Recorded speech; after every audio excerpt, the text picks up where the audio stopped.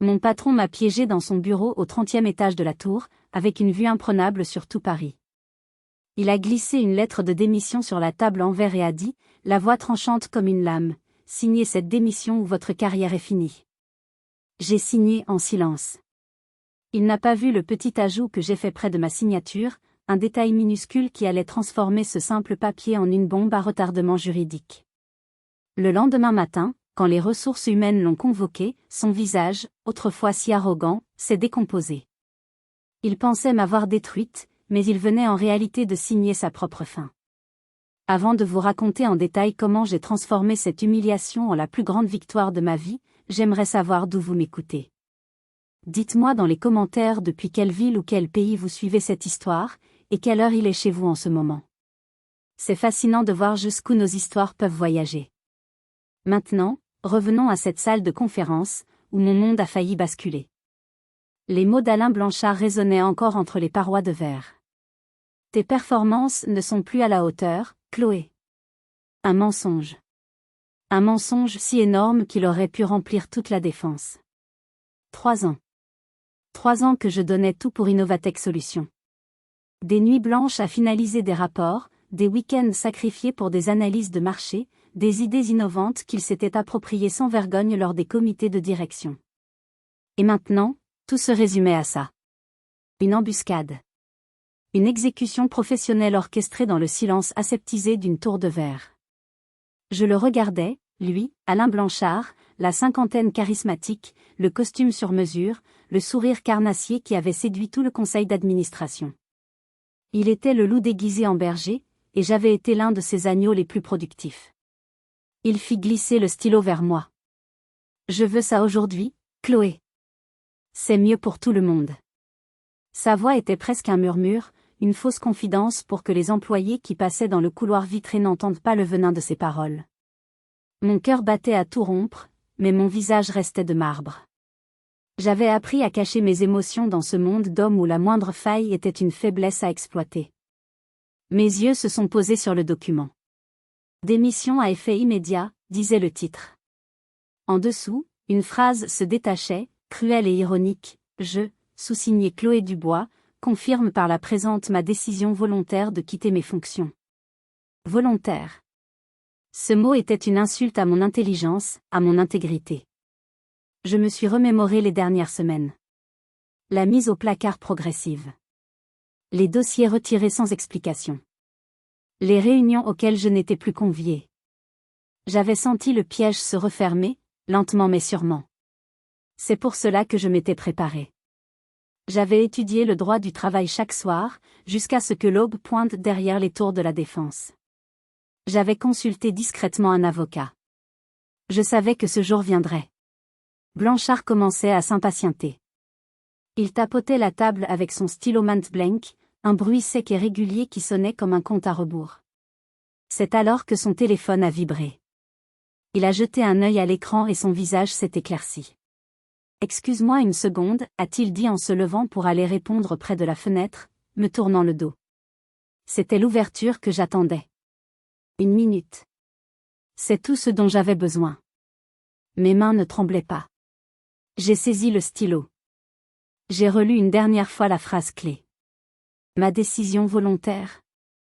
J'ai positionné la pointe du stylo, non pas pour signer, mais pour écrire. Puis, j'ai apposé ma signature, claire et nette. Et juste à côté, presque collée à la dernière lettre de mon nom, j'ai ajouté 2 initiales discrètes, presque illisibles pour un œil non averti, VC. Quand il est revenu s'asseoir, le sourire aux lèvres après son appel, il a pris le document. Il a jeté un regard satisfait à ma signature, sans prêter la moindre attention aux 2 petites lettres qui la jouxtaient. Pour lui, c'était fini. Il avait gagné. Il a rangé la lettre dans une chemise cartonnée. Bien, a-t-il dit.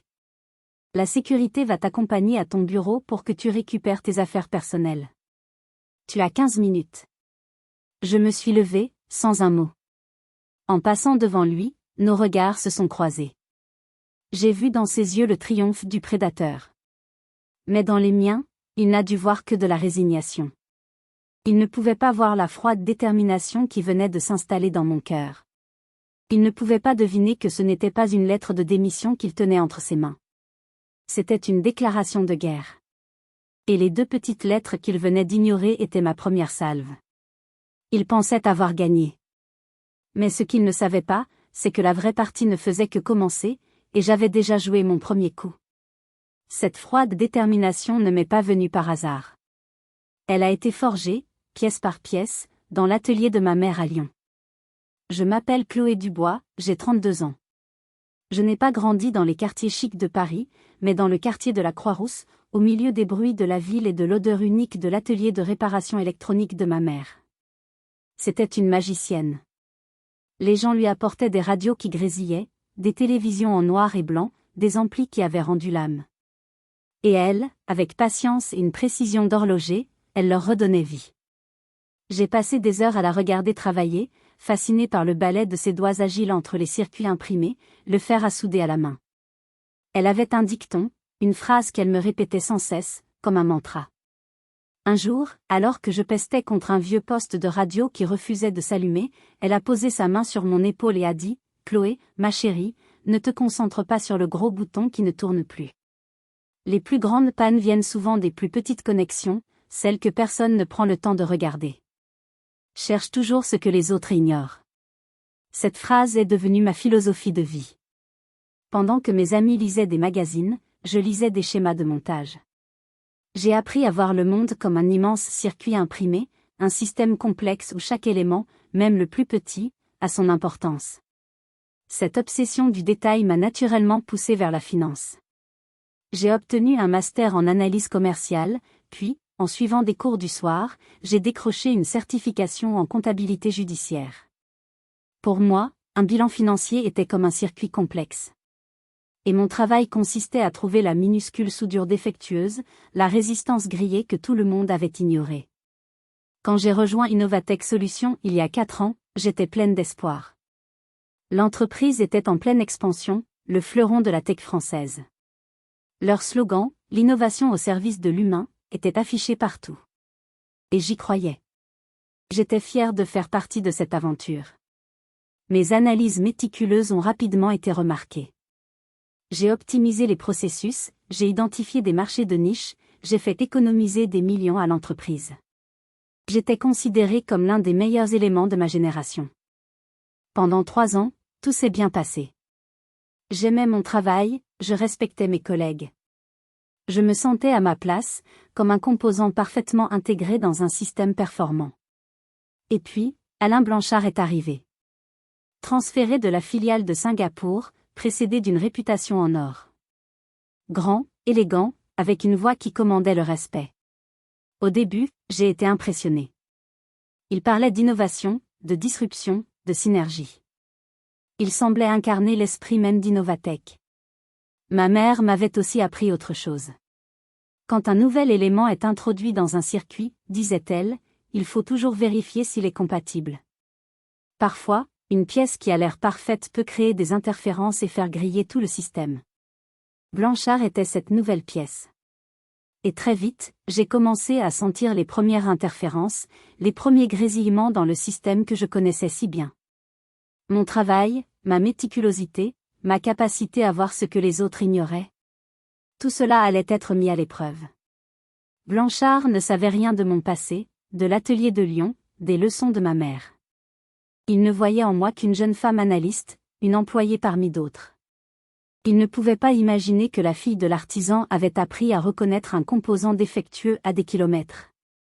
Et il était le composant le plus défectueux que j'ai jamais vu. Cette philosophie, apprise au milieu des circuits imprimés et de l'odeur d'étain fondu, allait devenir mon arme secrète chez Innovatech. L'arrivée d'Alain Blanchard a été célébrée comme celle d'un messie.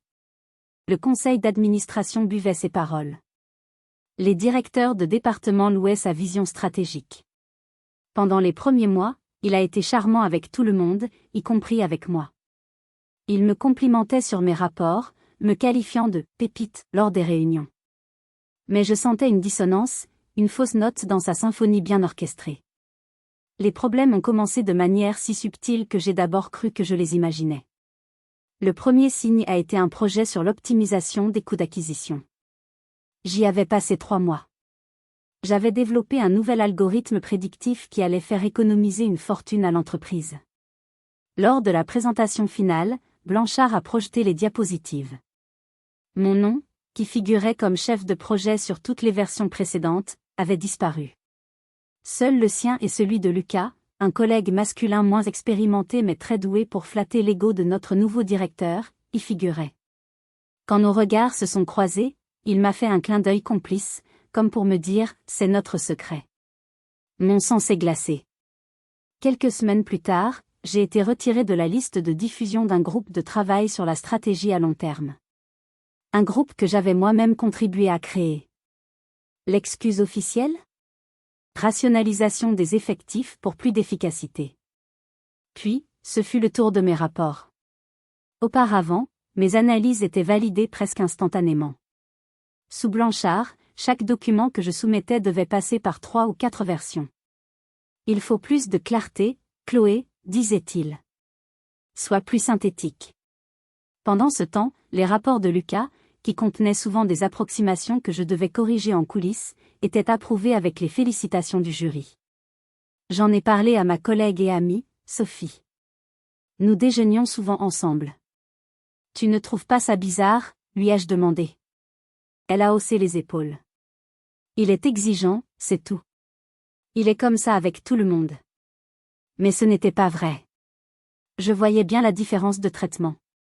J'étais la seule femme analyste senior de l'équipe, et j'avais l'impression que ma compétence était constamment remise en question, alors que celle de mes homologues masculins était tenue pour acquise. C'est là que la fille de l'artisan a pris le dessus. J'ai arrêté de me plaindre et j'ai commencé à documenter. J'ai créé un fichier crypté sur mon disque dur personnel. Chaque interaction, chaque injustice, chaque parole déplacée y était consignée. Date, heure, témoin potentiel, phrases exactes. C'est devenu une seconde nature.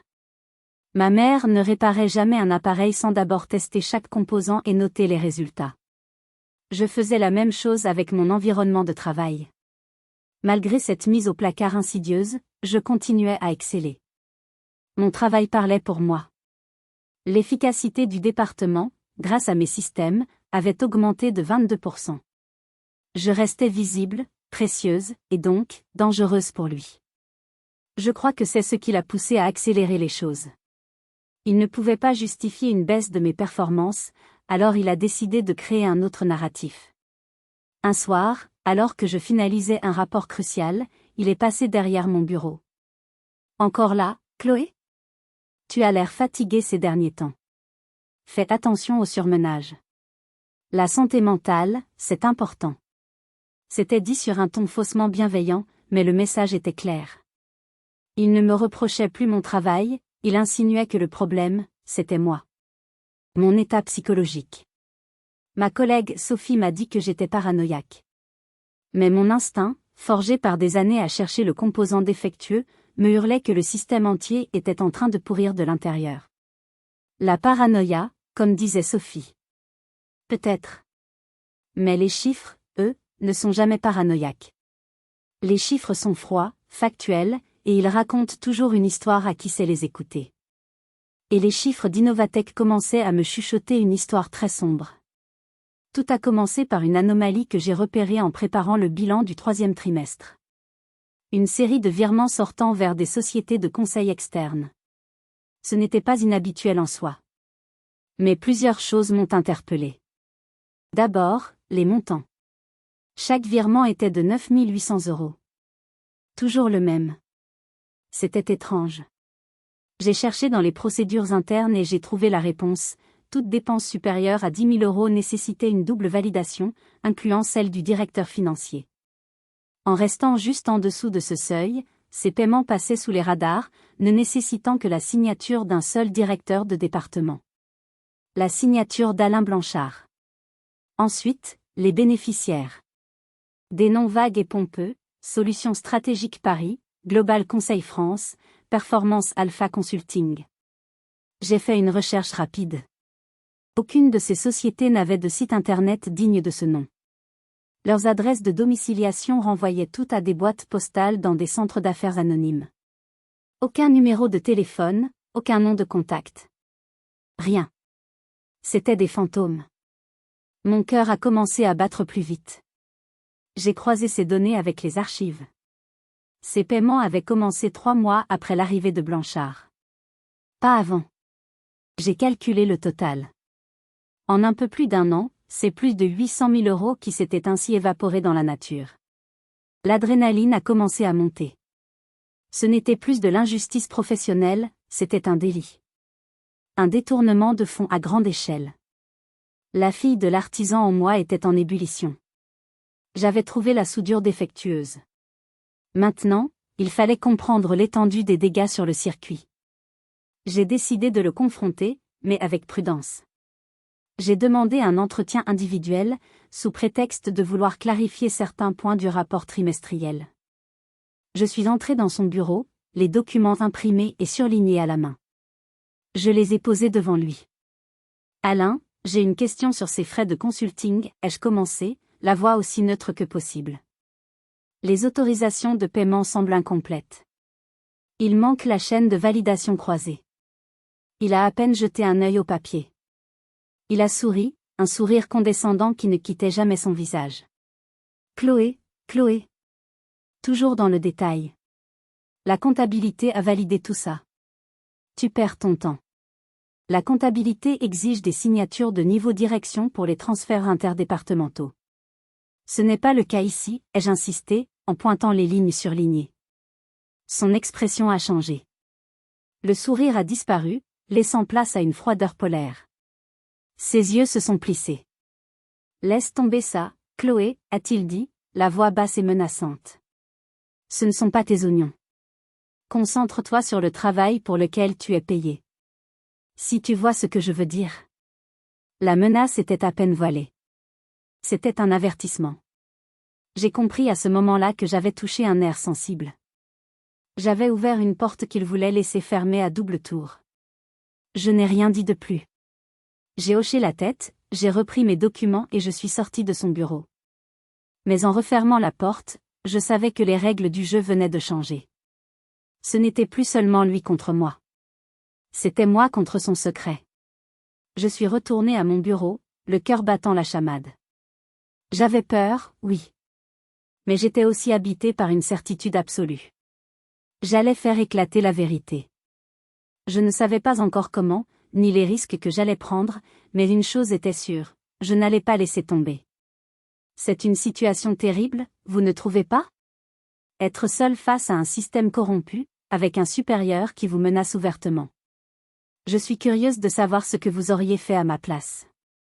Auriez-vous laissé tomber pour protéger votre carrière, ou auriez-vous continué à creuser, au risque de tout perdre? Dites-le moi dans les commentaires. Votre avis m'intéresse vraiment. Sa menace n'a fait que confirmer mes soupçons. Ce n'était plus une simple erreur administrative. C'était une fraude organisée, et j'étais sur le point de découvrir à quel point le réseau était profond.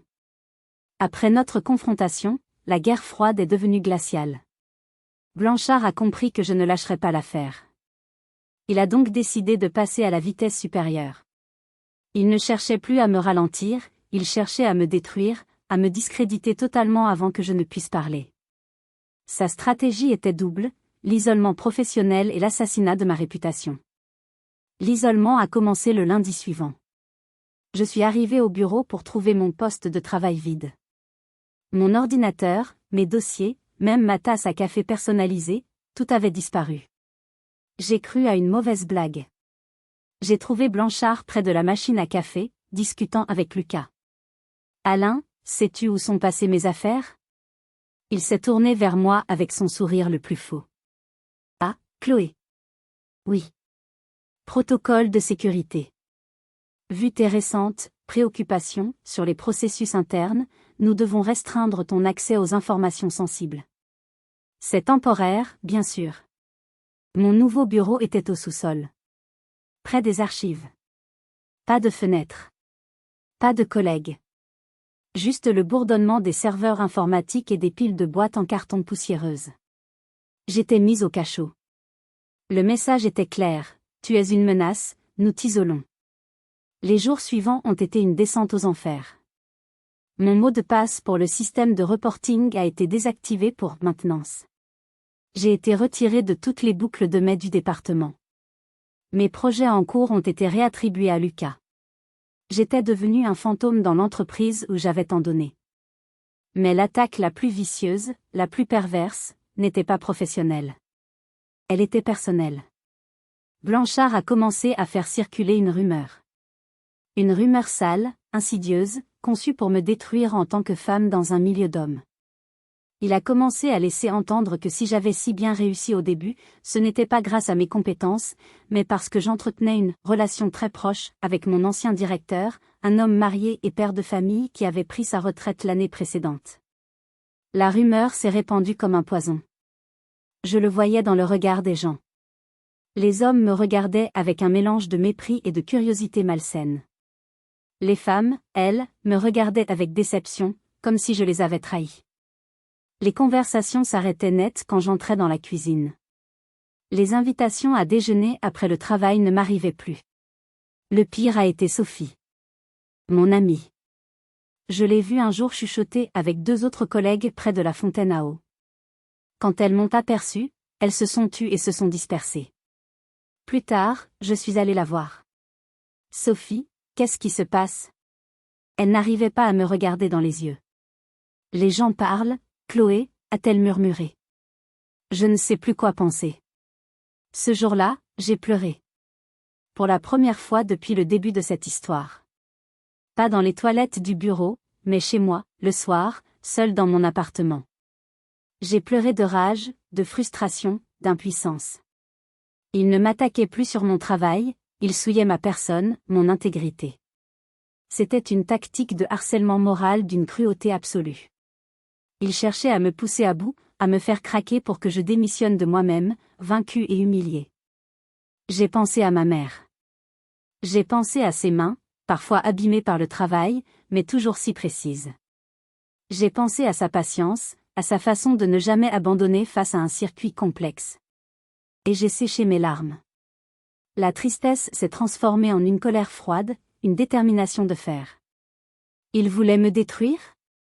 Il voulait me faire passer pour une femme instable et calculatrice? Très bien. J'allais utiliser cette image à mon avantage. Il ne se contentait pas de m'attaquer professionnellement. Il essayait de détruire ma réputation, mon identité. Mais chaque murmure dans le couloir, chaque regard de travers, ne faisait que renforcer ma détermination à exposer la pourriture qu'il cachait. Blanchard voyait que l'isolement et les rumeurs ne suffisaient pas à me faire plier. Je continuais à venir travailler chaque jour, la tête haute, même si mon bureau était un placard au sous-sol et que mes journées consistaient à classer de vieilles archives. Il lui fallait une preuve. Une preuve irréfutable de mon incompétence et de mon instabilité. Et puisqu'il n'en trouvait pas, il a décidé de la fabriquer. L'occasion s'est présentée avec le rapport annuel de performance, un document stratégique majeur présenté au conseil d'administration. Malgré ma mise au placard, une petite partie de ce rapport m'avait été assignée des mois auparavant, avant que la guerre ne soit déclarée. C'était une analyse prédictive sur les marchés émergents en Asie du Sud-Est. Un sujet que je maîtrisais sur le bout des doigts. C'était ma dernière chance de montrer officiellement ma valeur. J'y ai travaillé avec l'acharnement du désespoir, vérifiant chaque chiffre, chaque source, chaque virgule. C'était un travail parfait. La veille de la réunion, j'ai envoyé la version finale à Blanchard, comme la procédure l'exigeait. J'ai hésité une seconde, un pressentiment étrange. J'ai donc pris une précaution. J'ai sauvegardé le fichier final sur une clé USB personnelle et je me suis envoyé une copie par email, pour avoir un horodatage incontestable. Le lendemain, la grande salle de réunion du conseil était pleine. Toute la direction était là. L'ambiance était lourde. Blanchard a commencé la présentation. Quand il est arrivé à la partie sur les marchés émergents, il a projeté mes diapositives. Et il s'est arrêté. Il a froncé les sourcils, feignant la surprise.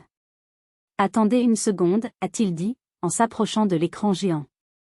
Il y a quelque chose qui ne colle pas ici. » Un silence de mort s'est abattu sur la salle. Il a pointé un chiffre sur un graphique. « Chloé, peux-tu nous expliquer ce chiffre ? » Il semble erroné. Grossièrement erroné. Je me suis levée, le cœur au bord des lèvres. J'ai regardé le chiffre. Ce n'était pas mon chiffre. Il avait été modifié. L'erreur était énorme, une inversion de 2 décimales qui changeait complètement la conclusion de l'analyse, la faisant passer d'une opportunité de croissance à un risque de perte catastrophique. Une erreur de plusieurs millions d'euros. Une erreur qu'un analyste junior n'aurait jamais commise. Ce n'est pas mon rapport, ai-je dit, la voix tremblante. Blanchard a eu un petit rire plein de pitié. Comment ça, ce n'est pas ton rapport, Chloé? C'est le fichier que tu m'as envoyé hier soir à 23h47. Il a projeté les métadonnées du fichier, montrant la date et l'heure de la dernière modification. Mon nom y figurait. J'étais piégé. Devant tout le monde. Les visages des directeurs étaient passés de l'intérêt à l'inquiétude, puis à la déception. J'ai croisé le regard de Madame Dubois, la directrice des ressources humaines. Il était froid et accusateur. La rumeur sur ma prétendue instabilité et ma liaison devait lui revenir en tête. Tout s'emboîtait parfaitement pour eux. La fille qui a réussi trop vite, qui a craqué sous la pression, et qui maintenant faisait des erreurs impardonnables. Blanchard a porté le coup de grâce. Je crois que Chloé est un peu surmenée en ce moment, a-t-il dit à l'Assemblée avec une fausse compassion. Nous allons devoir revoir toute cette analyse. C'est une erreur très préoccupante. L'humiliation était totale. Publique. Dévastatrice.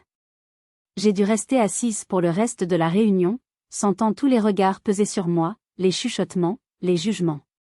C'était un coup de maître de sa part. Il avait non seulement saboté mon travail, mais il l'avait fait de manière à ce que je ne puisse pas me défendre sans passer pour folle. Ce jour-là, j'ai compris. Il ne voulait pas seulement me licencier. Il voulait m'anéantir, me briser, faire de moi un exemple pour quiconque oserait se mettre en travers de son chemin. C'est à ce moment précis que la victime en moi est morte. En sortant de cette salle, il n'y avait plus de peur, plus de larmes. Juste une rage froide et calculatrice. La prédatrice était née. Le soir même, après l'humiliation publique, je ne suis pas rentrée chez moi pour pleurer. Je suis allée dans un petit café discret près de la Bastille. J'y avais rendez-vous avec la personne qui allait devenir mon principal allié, maître Valérie Legrand. Une avocate spécialisée en droit du travail, réputée pour sa ténacité et son intelligence. Une femme d'une 60aine d'années, avec un regard d'acier et une voix douce qui cachait une volonté de faire. Je lui ai tout raconté. Le vol de mes idées, l'isolement, les rumeurs, et le sabotage du rapport. Je lui ai montré la clé USB avec le fichier original et l'email horodaté. Elle a écouté attentivement, sans m'interrompre, en prenant des notes. Quand j'ai eu fini, elle est restée silencieuse un instant. Puis elle a dit, c'est un cas classique de harcèlement moral destructeur. Il coche toutes les cases. Mais le problème, mademoiselle Dubois, c'est que la parole de l'un contre la parole de l'autre est difficile à prouver devant un tribunal. J'ai plus que ma parole, ai-je répondu. J'ai sorti de mon sac la lettre de démission que j'avais signée. Je lui ai montré la signature, et les 2 petites lettres à côté. VC. Ses yeux se sont illuminés d'un intérêt professionnel. Cisco Actus, a-t-elle murmuré. Contrainte par la force. C'est une vieille locution latine. Audacieux. Très audacieux. D'où vous vient cette idée? De longues nuits de recherche, ai-je simplement dit. C'est un excellent début, a-t-elle poursuivi. Cela démontre votre état d'esprit au moment de la signature. Cela annule la notion de « volontaire ». C'est une pièce maîtresse. Mais pour gagner, nous avons besoin de plus. Nous avons besoin de construire un arsenal.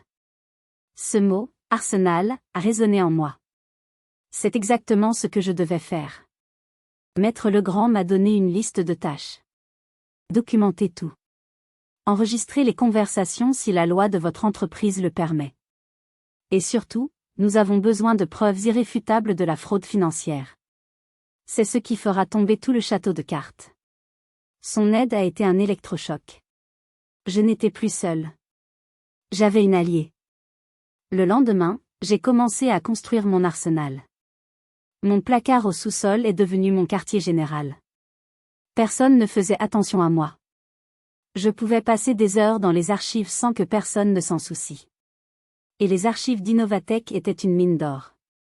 J'y ai trouvé de vieux contrats, des audits internes oubliés, des notes de service qui, mises bout à bout, commençaient à dessiner un schéma.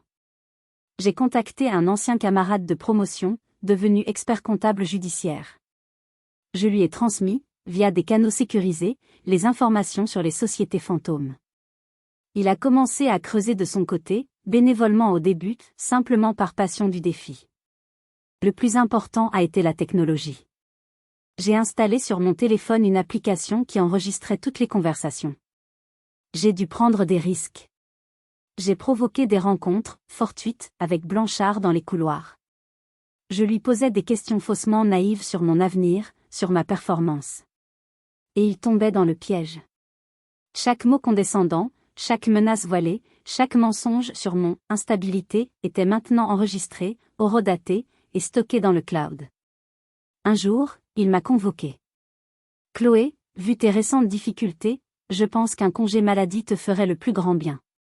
Pour te reposer, faire le point. C'était une tentative de me faire passer pour dépressive, de me pousser vers la sortie. Toute la conversation a été enregistrée. Pendant que je rassemblais mes preuves, l'expert comptable a fait une découverte majeure. Il a trouvé un lien entre les virements d'Innovatech et un compte bancaire en Suisse, qui lui-même alimentait un compte à Jersey. C'était un montage financier complexe, professionnel. Blanchard n'était pas un amateur. Blanchard pensait que j'étais seul et brisé dans mon coin, occupé à pleurer sur mon sort. Il ne savait pas que chaque jour, je posais une nouvelle brique à la forteresse de preuves que je construisais contre lui. Une forteresse si solide qu'aucun mensonge, aucune manipulation ne pourrait jamais la détruire. Mais la découverte la plus choquante était encore à venir, une découverte qui allait transformer cette affaire personnelle de harcèlement en un scandale financier d'une ampleur que je n'aurais jamais pu imaginer. Alors que je pensais avoir cerné l'étendue de la fraude de Blanchard, mon ami expert comptable m'a appelé un soir, la voix tendue. « Chloé, il faut que tu saches. C'est plus gros que ce qu'on pensait. Bien plus gros. » Il m'a expliqué. Les sociétés fantômes créées par Blanchard n'étaient que la partie émergée de l'iceberg. En suivant la piste de l'argent jusqu'au compte à Jersey, il avait découvert que ce compte ne recevait pas seulement des fonds d'Innovatech. Il était alimenté par des virements provenant de 5 autres grandes entreprises françaises. Des entreprises dans des secteurs totalement différents, le BTP, l'énergie, la pharmacie. Et le schéma était toujours le même. Des sociétés de conseil fantômes, des factures pour des services inexistants, des paiements juste en dessous des seuils de contrôle. Mon sang s'est glacé. Blanchard n'était pas un loup solitaire. Il faisait partie d'une meute. C'était un réseau. Un réseau de cadres dirigeants corrompus, opérant chacun dans leur entreprise, siphonnant des millions d'euros vers un système de blanchiment d'argent sophistiqué. Mais la découverte la plus terrifiante a été lorsqu'il a croisé les dates de certains virements importants avec l'actualité politique locale de la région parisienne. Plusieurs paiements coïncidaient étrangement avec l'attribution de gros contrats publics, la construction d'un nouvel écoquartier, la rénovation d'une ligne de transport, l'obtention de permis de construire pour des projets immobiliers d'envergure. Les entreprises du réseau semblaient toutes bénéficier, d'une manière ou d'une autre, de ces décisions politiques. L'implication était monstrueuse. L'argent détourné ne servait pas seulement à enrichir quelques cadres véreux. Il servait très probablement à financer des pots de vin, à corrompre des élus, à truquer des appels d'offres. La fraude que j'avais découverte n'était pas seulement un crime en col blanc, c'était une attaque contre l'intégrité de nos institutions démocratiques. J'ai raccroché le téléphone, tremblante. J'étais assise dans le noir dans mon petit appartement, le silence seulement brisé par les bruits de la ville. J'étais partie d'une injustice personnelle, d'une humiliation dans un bureau. Et maintenant, je me retrouvais face à une conspiration criminelle qui dépassait l'entendement. J'avais en ma possession des informations qui pouvaient faire tomber des têtes bien plus haut placées que celles de Blanchard. Des hommes politiques, des capitaines d'industrie. La peur, une peur viscérale, s'est emparée de moi. Ce n'était plus un combat pour ma carrière. C'était devenu dangereux. Ces gens-là, s'ils se sentaient menacés, ne se contenteraient pas de faire circuler des rumeurs. J'ai pensé à tout abandonner.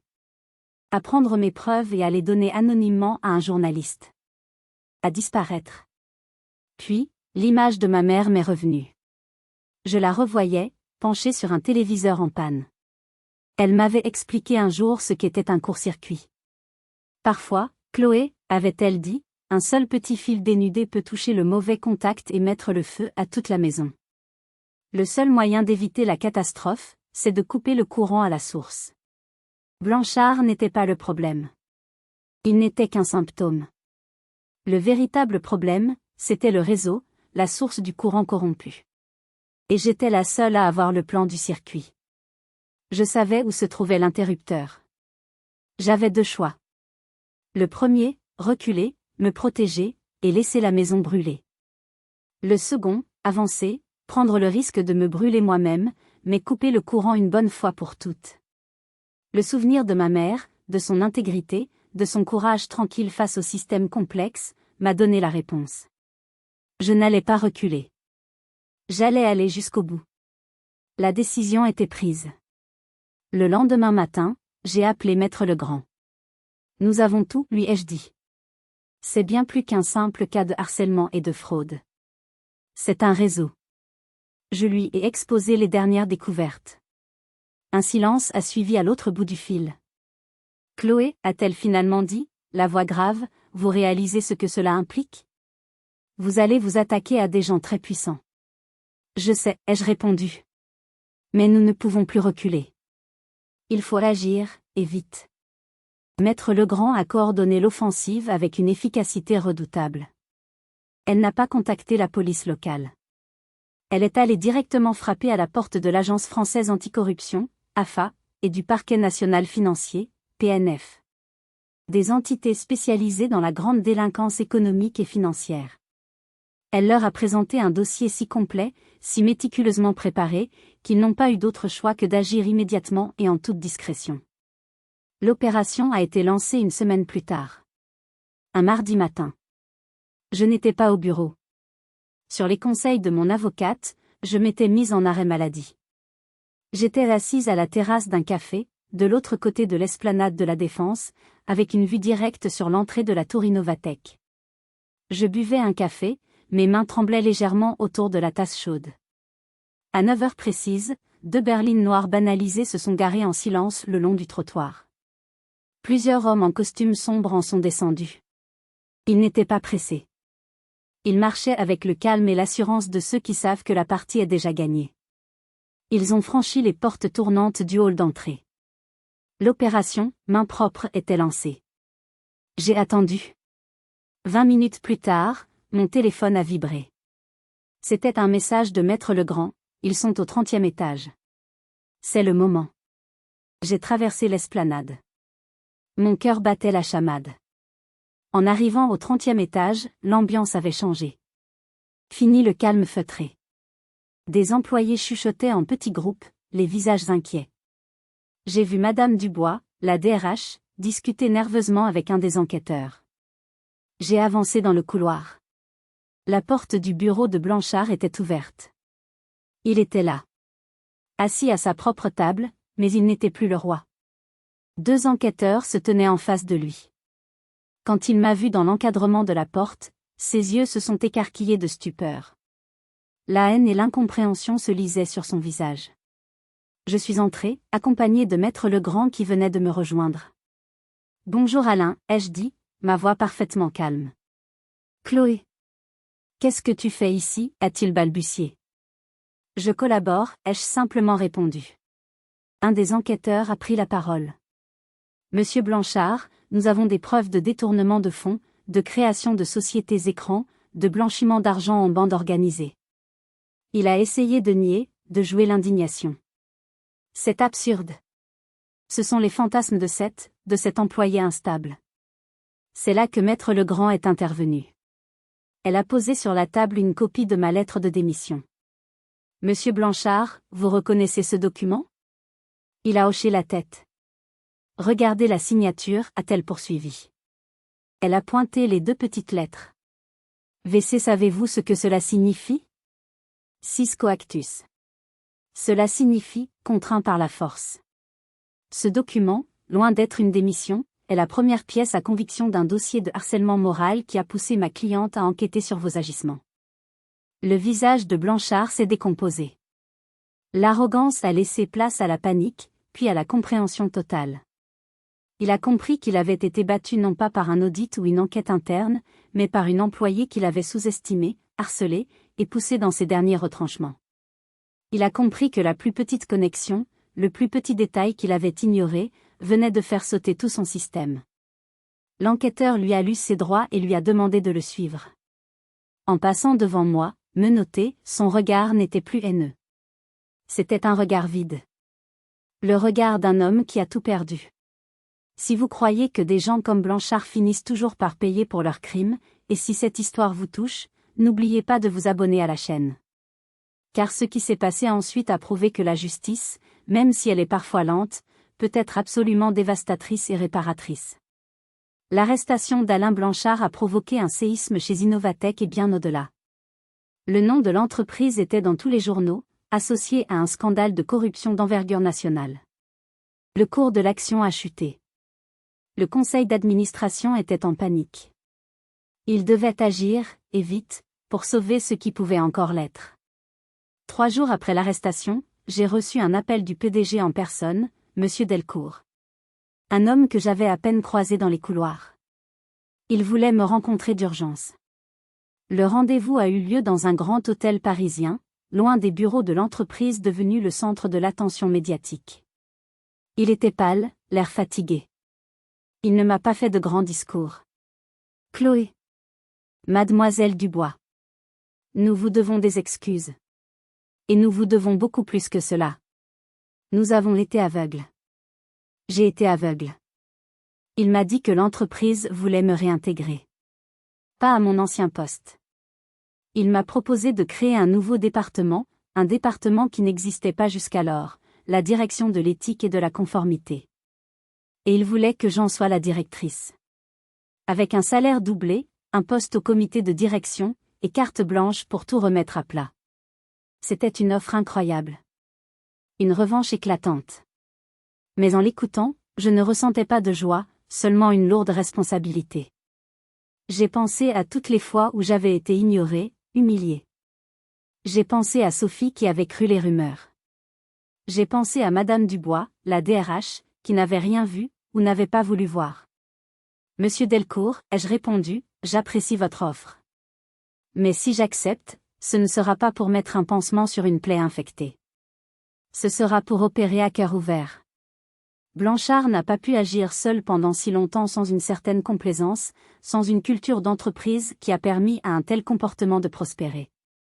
Si je reviens, c'est pour tout changer. Son regard a montré une lueur de respect. C'est exactement ce que nous attendons de vous. Vous avez carte blanche. J'ai accepté. Mon premier jour en tant que directrice a été surréaliste. Je suis retournée au 30e étage, mais cette fois, c'est le bureau de Blanchard qui est devenu le mien. La première chose que j'ai faite a été de faire enlever la table en verre et de la remplacer par une grande table en bois chaleureuse. Un symbole. Ma première décision a été de convoquer Madame Dubois. Elle était terrifiée. Je ne l'ai pas blâmée. Je lui ai dit, le système a échoué. Vous et moi, nous allons le reconstruire. Mais cela commence par une formation intensive sur la détection du harcèlement moral et la protection des lanceurs d'alerte. Elle a accepté, soulagée et reconnaissante. Ensuite, j'ai fait venir Lucas. Le collègue qui avait profité des vols de mes idées. Je lui ai présenté les preuves de sa complicité passive. Il n'a pas été poursuivi en justice, mais son contrat a été terminé sur le champ. La tolérance zéro devait commencer quelque part. J'ai passé les 6 mois suivants à travailler sans relâche. J'ai mis en place une nouvelle charte éthique. J'ai créé un système de signalement anonyme, géré par un cabinet d'avocats externes pour garantir l'impartialité et la confidentialité. J'ai imposé des audits financiers indépendants et aléatoires. J'ai instauré des formations obligatoires pour tous les managers sur le leadership bienveillant et la prévention des risques psychosociaux. Lentement, la culture de l'entreprise a commencé à changer. Les gens osaient parler. Les petites injustices qui étaient autrefois ignorées étaient maintenant signalées et traitées. Je n'ai pas seulement récupéré mon poste. J'ai eu l'opportunité de démonter le vieux circuit rouillé et d'en construire un nouveau, plus juste, plus sain, pour m'assurer que plus jamais personne, homme ou femme, n'aurait à endurer ce que j'avais vécu. 1 an a passé. Le procès de Blanchard et de ses complices a fait la une. Il a été condamné à 12 ans de prison ferme et à des millions d'euros de dommages et intérêts. Le réseau a été démantelé. La justice avait fait son travail. Chez Innovatech, la transformation était profonde. Le nouveau système de signalement que j'avais mis en place avait déjà permis de résoudre 3 cas de harcèlement et de mettre fin à une fraude mineure dans une filiale. L'entreprise, après avoir touché le fond, regagnait la confiance de ses employés et de ses investisseurs.